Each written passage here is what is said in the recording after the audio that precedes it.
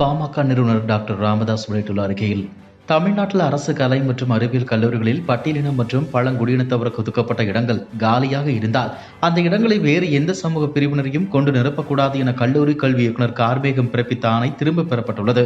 இதன் மூலம் பிற்படுத்தப்பட்ட மற்றும் மிகவும் பிற்படுத்தப்பட்ட வகுப்பு மாணவர்களுக்கு இழைக்கப்பட்ட சமூக அநீதி போக்கப்பட்டிருக்கிறது. சமூக நீதிக்கு துரோகம் இழைக்க முயன்றதற்காக தமிழ்நாட்டு மக்களிடம் தமிழக அரசு மன்னிப்பு கேட்க வேண்டும்.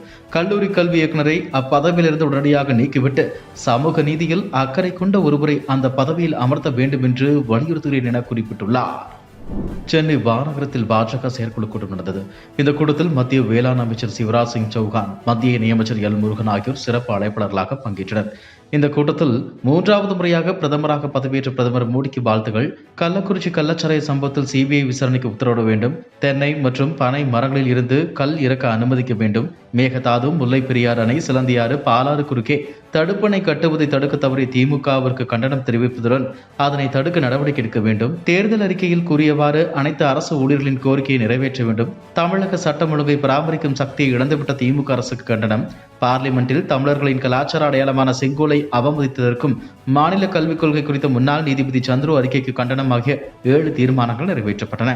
இந்த கூட்டத்தில் அண்ணாமலை பேசும்போது, தமிழகத்தில் பாஜக மெல்ல மெல்ல வளர்ந்து நிற்கிறது, பாஜகவினர் மீதான தாக்குதல் அதிகரித்துள்ளது, தமிழகத்தில் எப்போதும் இல்லாத அளவு சட்டம் ஒழுங்கு சரிந்துள்ளது, மாநிலத்தில் எந்த கட்சியினர் மீதும் இல்லாத அடக்குமுறை பாஜக மீது ஏவப்படுகிறது, பகுஜன் சமாஜ் கட்சி மாநில தலைவர் ஆம்ஸ்ட்ராங் கூலிப்படையால் கொலை செய்யப்பட்டுள்ளார், நேற்று கட்சித் தலைவர் ஒருவர் கழுத்தை நெரித்து கொலை செய்யப்பட்டார், திமுக ஆட்சியில் சாமானிய மக்களின் உயிருக்கு உத்தரவாதம் இல்லை, மாநிலத்தில் கள்ளச்சாராயம் ஆறு போல் ஓடுகிறது, இது குறித்து பேசவும் உண்மையை சொல்லவும் எதிர்க்கவும் யாருக்கும் தைரியம் இல்லை, மீறி எதிர்த்தால் அவர்களின் உயிருக்கு அச்சுறுத்தல் ஏற்படுகிறது என அவர் பேசினார்.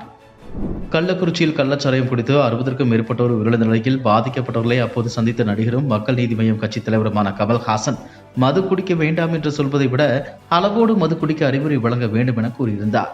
மது குடிப்பதை நிறுத்த வேண்டும் என சொல்லாமல் அளவோடு குடிக்க சொல்வதால் கமல் பற்றிய விமர்சனங்கள் எழுந்தது.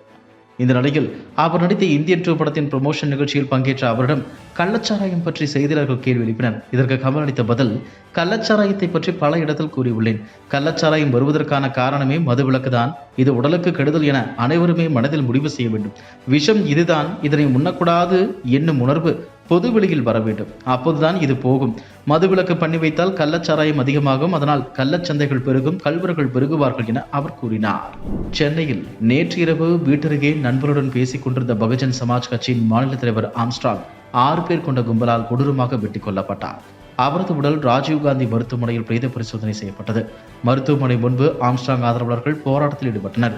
சாலை மறியலில் ஈடுபட முயன்ற ஆதரவாளர்களை போலீசார் தடுத்ததால் தள்ளுமுள்ளு ஏற்பட்டது.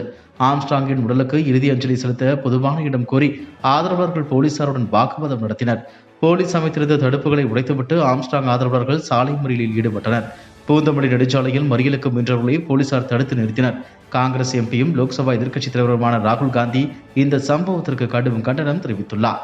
கடும் அதிர்ச்சி அளிப்பதாகவும் தமிழக அரசு உரிய நடவடிக்கை எடுக்கும் என நம்புவதாகவும் அவர் கூறியுள்ளார். இதுபோன்ற செய்திகளை மேலும் தெரிந்து கொள்ள எங்களது யூடியூப், ஃபேஸ்புக் மற்றும் ட்விட்டர் ஆப்களை சப்ஸ்கிரைப் செய்யவும்.